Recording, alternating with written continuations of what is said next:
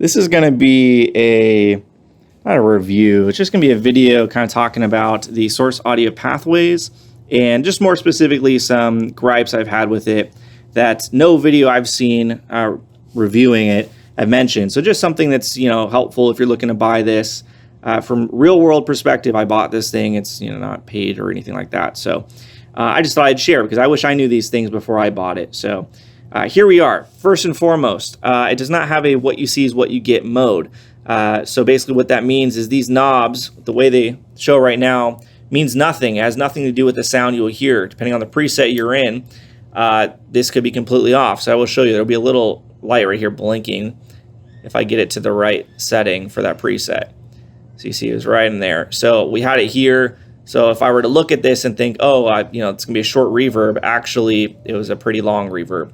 So that's a little annoying. I believe they are working on adding a what you see is what you get mode. That would be awesome, especially for live use. Sometimes you got to just tweak things on the fly, and it's really hard to do that live in the current setup. And again, as an example of that, say I'm in, I don't know, maybe like the echo mode or something, and I need to know where the preset is at so I can tweak the delay time. So I have to move this, and again, watch for the little blinking light here. Okay, so we got that blinking light. It just stopped blinking, and I moved it, and this is where we landed. I stopped it right after I saw it blink. So now I'm going to go backwards, counterclockwise, and see where it blinks again, because I want this to be exact, because delay time, right? So we want this, every little bit can make a difference for a song. So we're going to go back. Okay, so it just blinked again. So now we know it's somewhere in this range here. You can see it's still blinking. So I'm going to try and slowly get it. Okay, so it just blinked. So it's up here. Now I'm going to slowly go the other way. Okay, so now we know it's somewhere in this range. I wish they would just have the light stay on for a second so I know exactly where the spot is. I don't understand. This whole blinking makes it much more confusing because it makes me think it's really imprecise. And by contrast, if I show this is a Keeley Halo, if I adjust the level, you'll notice that blue light, once I hit the spot, the preset, it turns off. So see how quick that was? So I can get this exactly where it is. See right here, exactly. If I move it a little bit to the left, the light comes on. Move a little to the right, light comes back on. So it's telling me this is not where it was in the preset. So I can be very precise with this setup, and it's very clear and obvious if it's not where it was. This, to me, I wish it was just a solid color light, stayed on, or they did exactly like this where it's always on and it turns off when you move it. So again, small things, but just worth mentioning because I found it confusing and frustrating live. You'll also see this light here is blinking, and so this is telling me the preset has been messed with. So let's go to a fresh preset here. Okay, so this preset I know uses a bias trem. So the bias trem right here, that's what it's set to. Now if I move this to opto, say I want to play with it, live or whatever before the song, or in rehearsal or something, whatever. And this is my main preset, and I want to try harmonic, and I don't really like it, opto. I want to go back to bias. Well, notice that the light will still blink. So it's still showing the preset has been messed with, even though I've gone back to the original state of the preset. So now I'm confused. I can't remember, was it actually bias trem on this one, or was it opto? Or the harmonic? Now I'm second guessing myself. So why it wouldn't stop blinking once you go back to the original state of the preset, I don't know. That just makes it more confusing because now I've got this light blinking at me.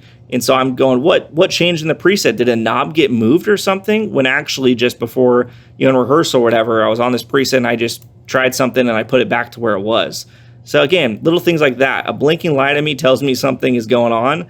And that just makes me think, again, a knob got bumped. So small, but I think worth mentioning. Okay, other things. So preset switching on this. So you got this little button here. Fair enough. But if you need to do it with the foot switches, I'll show you how the Keeley Halo does it. It's just a reference point. So you just double press. You can see it cycles to the next preset bank. Easy, totally fine. Over here, similar. There's no mode currently in Nero, whatever, to change this as of today. So basically what you have to do is you have to press both and hold them down. Okay, so see what just happened there? I pressed both and it went into preset mode, preset scrolling mode, where these lights go white and then this is blinking. But notice we were on preset 4, now we're on preset 1. Why is that? Because I lifted and slightly lifted one before the other. It is very, very hard to do this perfectly because it is so sensitive. So this is something I really hope they fix, because I found this to be a major issue both at home, with this on my desk trying to work on stuff, and also live with my foot, where if you just slightly press or lean or shift your weight slightly, it will move presets on you. And the opposite, or the other end of the spectrum, will happen as well. So right now it's not that big of a deal. We can still scroll and go, okay, we were on 4, we ended up on 1 somehow, I need to get to 3. So whatever. Now the same thing can happen. I don't know if I'll be able to do it twice. I didn't intend to do it the first time. Let's see. Okay, so press. Okay, so right there, I wanted to press select 3, and it moved over to preset 4 and selected it because I slightly pressed one before the other, so it scrolled and selected.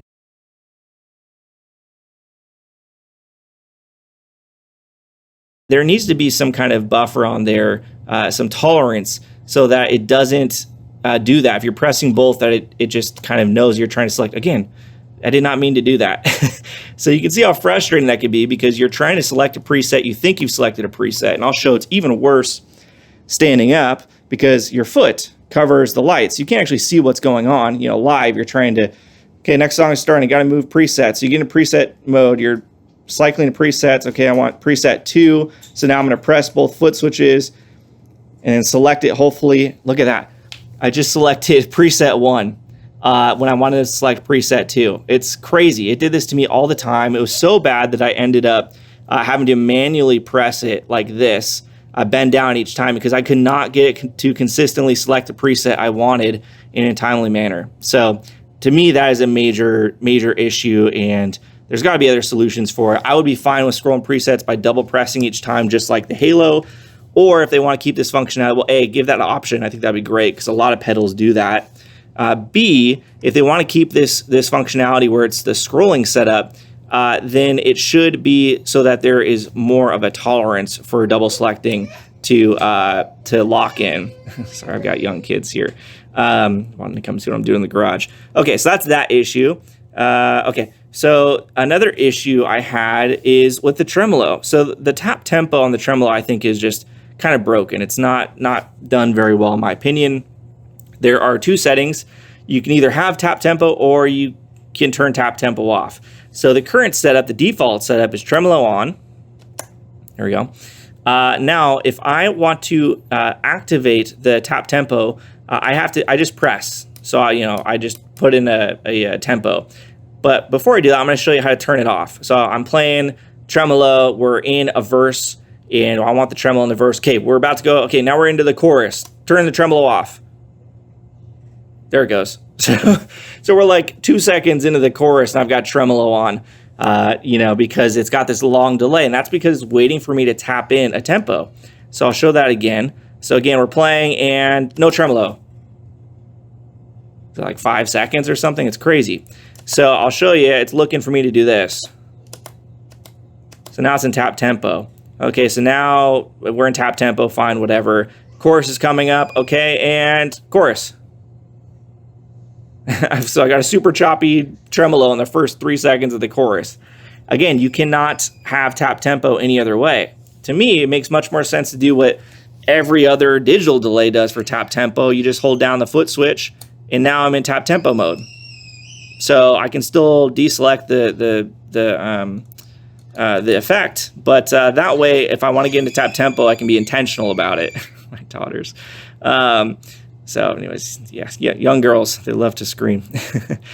So that's something that's really frustrating to me. I would like the option to be able to select either way for tap tempo, because it is useful, but in the current way, it's unusable live, especially if you have like a deep tremolo setting for a part of a song.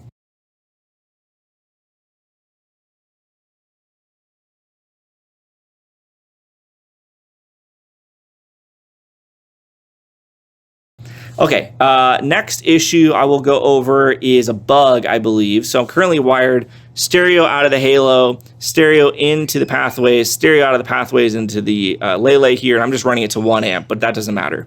I'm going to show you that it gets a huge gain boost. I don't know how I'm going to show this. I'm going to have to move the phone over or something, but it gets a huge gain boost if you remove one of the connections. So if I want to make it mono out, it's going to get a huge gain boost. So let me set up to show you guys. Okay, hopefully this won't blow out the phone. Plugged into just a little deluxe reverb. Got some spring from the Pathways on here.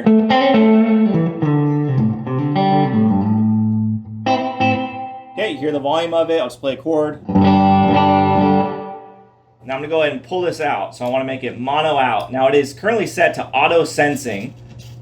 So you can decide if it's on auto sensing, where it automatically sense if it's mono in, mono out, stereo in, mono out, whatever else. Or you can have it be sum to mono. It does not matter. It's the same result both times. So now I'm going to strum a chord. It's got this huge gain boost, like an overdrive pedal is on. And when this first happened, I went, what the heck? All my pedals are off. How is there overdrive? What's going on? And in the Neuro app, you can set it to change the behavior of the auto to sum. You can change it to go between true bypass or buffered bypass. What I've discovered is that this happens regardless of what setting you're in, whether you start in buffered bypass or start in true bypass. All it takes is switching to the other one you're not currently in, and the gain boost goes away. Now, I don't know how to show that with the pedal here, not plugged into a computer. I wanted to do a quick addendum showing the boost issue with an actual decent recording versus, hearing on the phone, because I don't think it picked it up that well. So I did a couple recordings, and just as a reminder, we are stereo out of the halo, stereo in on the Pathways, and then stereo out of the Pathways. And the whole issue, the bug, happens when I pull one of the outputs out, to making it mono. Now, it does not matter, again, if it's in sum to mono mode or auto detect mode. It does not matter. It has the same issue for me. So I did a couple recordings, and I'll show you. You can see visually just the increase in gain here. So this is stereo in, pulling one output to make it mono out. And then this is putting the plug back in. So I'll let you hear it in a second. And then over here, same sort of thing. So this is, we were stereo in, pulling one jack to make it mono out, gain increase. Now this is in true bypass mode. Then when I switch it to buffer bypass, don't touch any of the output jacks or anything. You can see the gain increase goes away, goes back to normal. Switch it back to true bypass, it's still normal. Back to buffer bypass, still normal. So it has nothing to do with what state it's in, but the state when you switch the state it's in, it fixes the glitch. And then just to show that one more time, this is starting in buffered bypass and then moving to true bypass. So again, it does not matter if you start in true bypass and go to buffered. If you start in buffered and move to true bypass, it fixes it too. So it's not from that itself. So go ahead and play this. You guys can hear it real quick.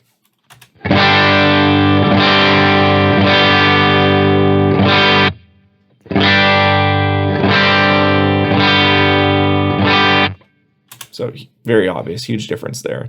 So same sort of thing.